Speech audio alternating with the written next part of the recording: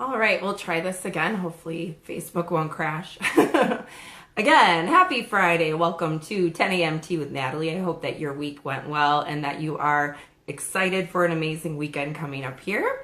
I'm checking in today to finish up our talk about detox. So yesterday we talked about what toxicity looks like, where the toxins come from. And so today we're going to talk about how to deal with that. And so again, we had internal and external sources of toxins, the internal being, byproducts of metabolism and emotions, and the external being like the food and pollution and environmental factors that we come across. And so how do you detox? Well, number one, cut out the toxins that you're coming in contact with so your body can clear those things out naturally. So that can mean stop eating processed foods. That could be cutting out alcohol. That could be, promoting a toxin-free home, which would be, using really healthy skincare, healthy makeup products with no toxins in them, no toxins in your cleaning supplies, dealing with pests and insects naturally instead of using, bug killers and things, cutting out sugar, reducing your meat consumption, especially beef. As we, talked about yesterday a little bit, there's a lot more hormones and different chemicals that are in those animals just because they live a little bit longer and they're exposed to more. So really focusing on a plant-based diet is going to be really helpful for promoting detox, and removing off-gassing items from your home. So thinking about that when you're also changing things around your home, you want to be using paints that are, more safe without the chemicals in them. Carpeting can be really, really difficult. That's something that really does off-gas a lot and can cause a lot of problems for people. So doing the best you can to kind of cut out your exposure is going to help your body be able to deal with what's already on board. Okay. Also, getting your life together is really helpful. So working on the stress that can be negatively impacting your natural detox capabilities, working on your negative emotions, resolving those conflicts in your life, getting more sleep, working on a strong exercise routine. These are things that you can do that cost basically no money, but are really going to help reduce your toxin load overall.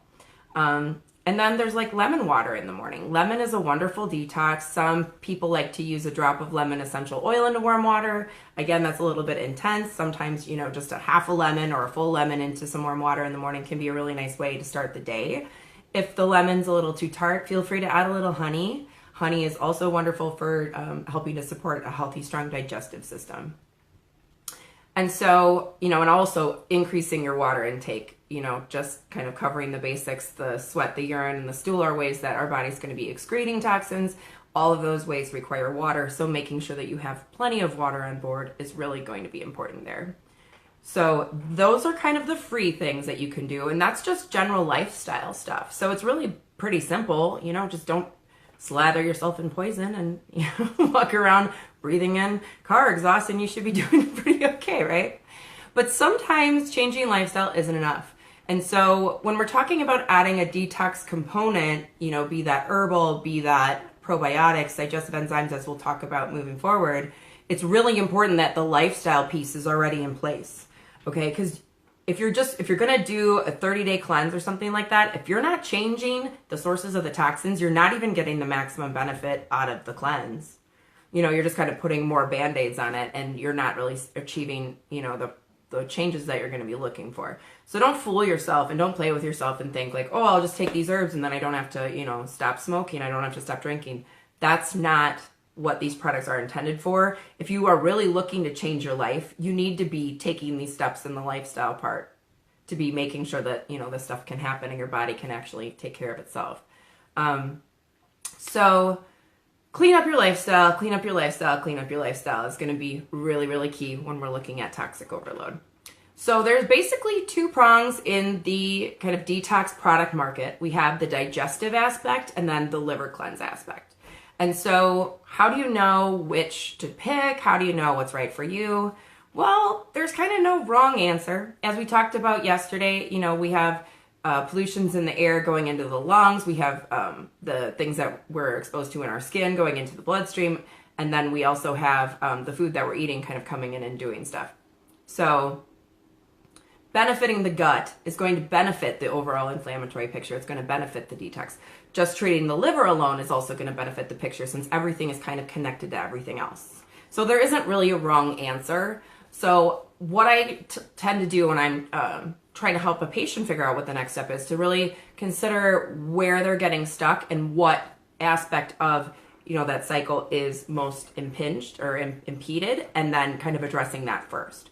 So if it's mostly, a weight loss issue, you're really looking to stop some gas and bloating and indigestion, your gut just generally feels inflamed, low energy, sugar cravings. For those patients, I may start with a digestive cleanse. For patients that are dealing more with systemic body pain, dealing with general inflammation and chronic pain conditions, I may go down the line more of a liver detox aspect, just because it's more systemic and kind of more broad reaching there. But there really isn't a wrong answer, because whichever angle you're doing to decrease the toxin load is going to benefit the system overall. Okay. So what does a gut detox look like? Well, this can just look like increasing your probiotic intake. So this could be done with food. You could be eating more yogurt, eating more kefir, more fermented foods and things like that. You could be adding digestive enzymes to your routine. These are things like amylase and lipase, proteases, things that help to break down the different components in the food. Okay, aloe juice can be really helpful for reducing inflammation overall and helping to heal the gut mucosa, especially if you're dealing with things like ulcers or autoimmune conditions affecting the gut. Aloe is going to be helpful there. Also, you could be using essential oils. You could be doing it topically. You could be taking it internally.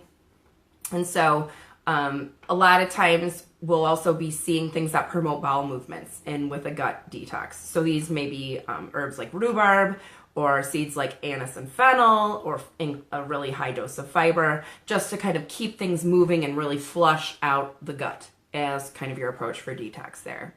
So it's important to note that when you are addressing one particular aspect of the detox spectrum, you're going to massively increase your symptoms as you begin the detox. Okay, so you're already at your toxin threshold or beyond, and then we're liberating more toxins into the system.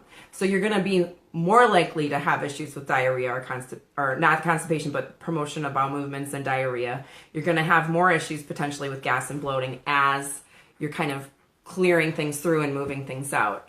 Some patients have said it feels like there's like a little creature inside their belly that's running around. It makes a lot of noise. It can be really gurgly. There can be some gas and things. So whenever we're talking about a cleanse, this isn't something that you really want to start on a Monday, you guys. This is something you're going to want to maybe start on a Friday night and kind of give yourself the weekend off to kind of deal and process with all this kind of toxicity that's going to be part of the picture.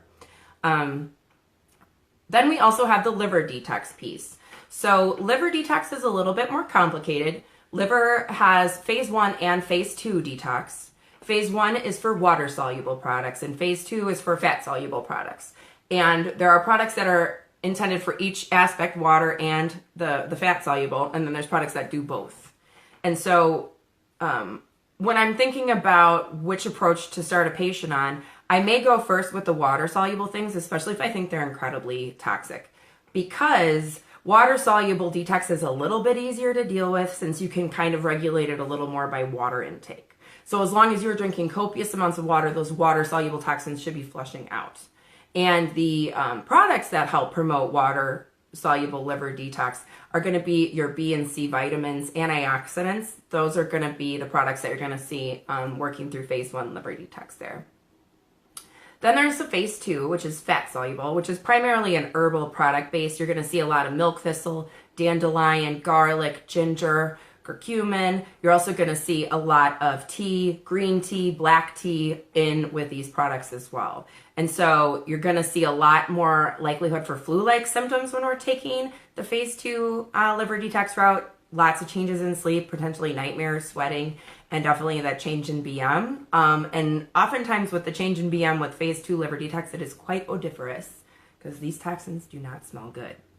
Okay, so when you're doing a detox, you have to be doing the lifestyle piece, or you're not really getting the maximum benefit. And these liver cleanse products and gut cleanse products tend to be expensive. So, don't waste your money by not doing it correctly. I'll post a link below to share a little bit more information about the products that I carry in my office. You can read about it online. If you want to purchase them online, you can do that as well, just to kind of make that accessible. So if you have any questions, comments, or concerns, please post below. If you think that someone could benefit from this, please tag them or share it, so that we can kind of spread the word about how to do detox responsibly and well, and why you might need to do it. Yeah, so if there's anything I can help you with, just let me know. I hope that you have a wonderful weekend. Thanks for joining me for 10 a.m. tea this week. We'll be back Monday through Friday next week as well with 10 a.m. tea with Natalie. Have an awesome weekend. Take care.